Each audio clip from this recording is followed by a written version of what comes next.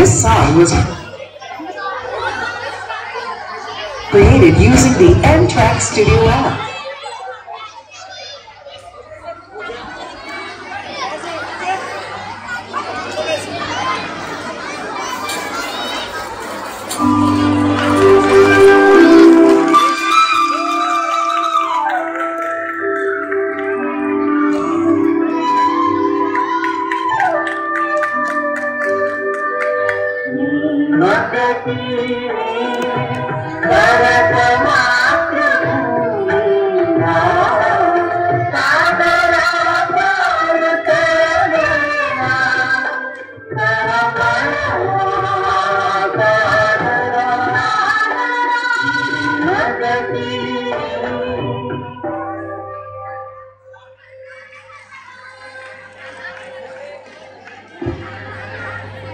नमस्कार.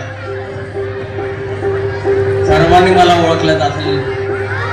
माझ्या देशवासियांनो, मला पुन्हा काय यावं लागलं? मारता मारता मारेन आणि झुंजेन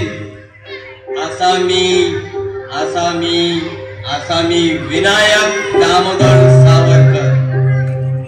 आज या ठिकाणी येण्याचं एकच काम आहे. लोक हो, मला कोणकोणत्या नावाने, कोणकोणत्या उपाधीने बोलतात. या यातना ज्या सहन केलेल्या आहेत आणि लोक जे काय बोलतात त्यामुळे आत्मा माझा तळमळतो. या देशाच्या रक्षणासाठी, या देशासाठी माझ्या एका आईची 3 लेकरं आम्ही या मातृभूमीला स्वातंत्र्य करण्यासाठी आम्ही आमचं रक्त वाहिलं. तरी मला या कोणी हिंदुत्ववादी म्हणतं, तर कोणी मला विरोधकांच्या मते मी एक माफीनामा मागणारा शरणागती समजतात. अरे, झुंजार नेतृत्व असताना आणि इंग्रजांची आणि ब्रिटिशांची शरणागती पत्करणारा तो मी नव्हेच. म्हणून मला या विरोधकांच्या बालबुद्धींची कीव येते. त्यांना वाटलं की सावरकरांनी ब्रिटिशांना 6 माफीनामे केलेत. अरे पण या नाम्याच्या मागे एक कारण आहे, एक त्याग आहे. अरे, जे तुरुंगात भोगून तुरुंगात सडण्यापेक्षा जे राहिलेलं उरलेलं कार्य आहे, या कार्याला पुढे नेण्यासाठी माफीनामा मागितलेला आहे. विचार करा देश बांधवांनो, 1911 साली मदनलाल धिंगराने वायलीचा वध केला.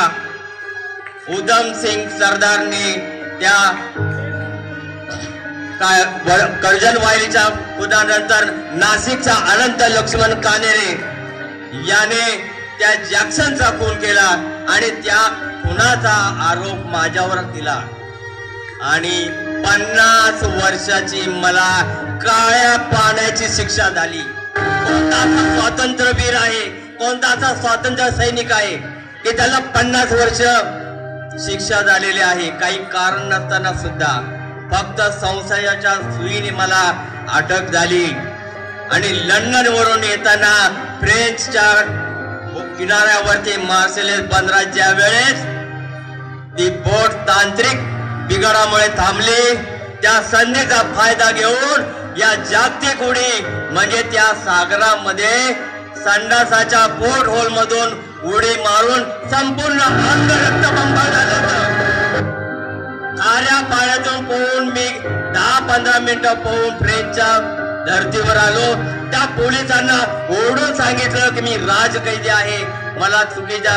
परंतु या ठिकाणी त्या फ्रेंचला माझी भाषा कळली नाही, त्याची मला कळली नाही आणि त्याचा परिणाम पुन्हा मला ब्रिटिश पोलिसांच्या स्वाधीन देण्यात आलं.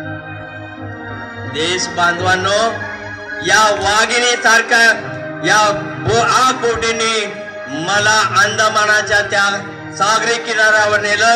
तिथे निर्जन वस्ती आणि त्या तुरुंगामध्ये 14x4 ची खोली, अंधार कोठडी. पहिल्याच दिवशी मला कात्या फुटायचं काम दिलं. हात रक्ताने दुखू लागले.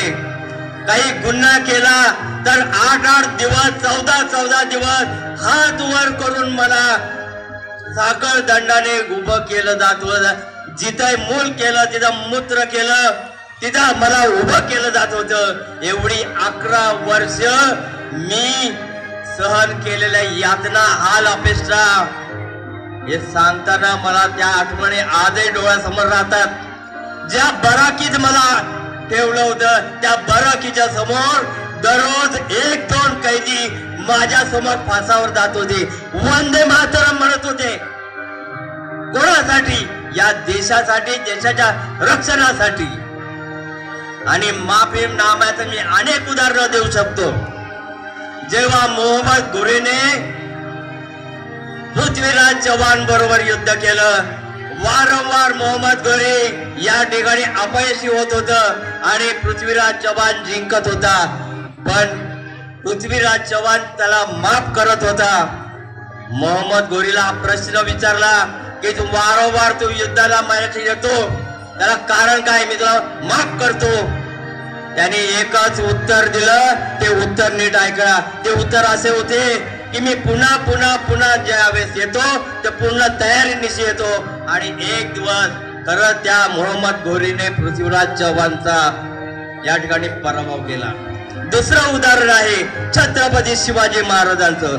जर छत्रपती शिवाजी महाराज त्या आग्र्याच्या त्या औरंगजेबाच्या तुरुंगात चढत पडले असते तर हिंदवी स्वराज्य कधीच झालं नसतं. हे लक्षात ठेवा.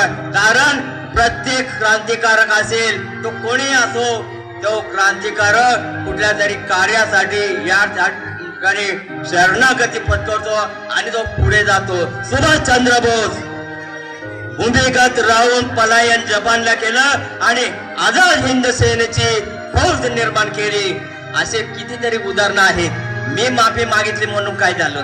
माफीनामा म्हणजे राजकायद्यांना विरुद्ध केलेला खटला जो आहे तो चुकीचा आहे हे दाखवण्यासाठी आम्ही माफीनामा मागितला आणि 2 अटीवरनं आमची सुटका झाली आणि रत्नागिरीच्या स्थानबद्धतेमध्ये आम्ही पुढचं आयुष्य उपभोगलं.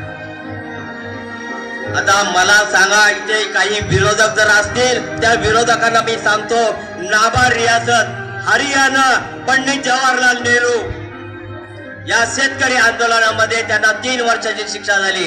पण 3 दिवस सुद्धा पंडित जवाहरलाल नेहरू तुरुंगात राहू शकले नाही. कारण त्यांचे वडील मोतीलाल नेहरू यांनी माफीनामा पंडित जवाहरलाल नेहरूंचा केला आणि पंडित जवाहरलाल नेहरू 3 दिवसात सुटले. आम्ही तर 11 वर्ष भोगलं. 11 वर्ष आणि त्यानंतर सुद्धा भोगलं. आम्ही मरणाला घाबरणारा मी क्रांतिकारक नाही. मी सशस्त्र क्रांतिकारक आहे आणि सशस्त्र क्रांतिकारक मारता मारता मारीन, झुंजीन, पण वाकणार नाही अशी गर्जना मी करतो. आणि मृत्यूला मी कवटाळलं जेव्हा मला जाणीव झाली की माझा मृत्यू जवळ आलेला आहे. या मृत्यूला कवटाळताना आम्ही 1 फेब्रुवारी 1966 साली या ठिकाणी अन्न, पाणी, औषध त्याग केला आणि 26 दिवसांनी आम्ही या ठिकाणी हा देह सोडला. या देशाची सेवा करण्याचं आमचं कार्य संपलं. आम्ही शेवटचा निरोप घेतला. पण जाता जाता आम्ही काय आत्महत्या केली नाही, तर या देशासाठी आत्महुती केली. आत्महुती, आत्मसमर्पण. कारण पुढे आम्हाला कार्य होणार नाही याची जाणीव झाली. एवढं बोलून मी माझे 2 शब्द संपवतो. धन्यवाद. जय भारत. वंदे मातरम. सुंदर अभिनय सर. प्रत्यक्ष आमच्या डोळ्यासमोर स्वातंत्र्यवीर विनायक दामोदर सावरकर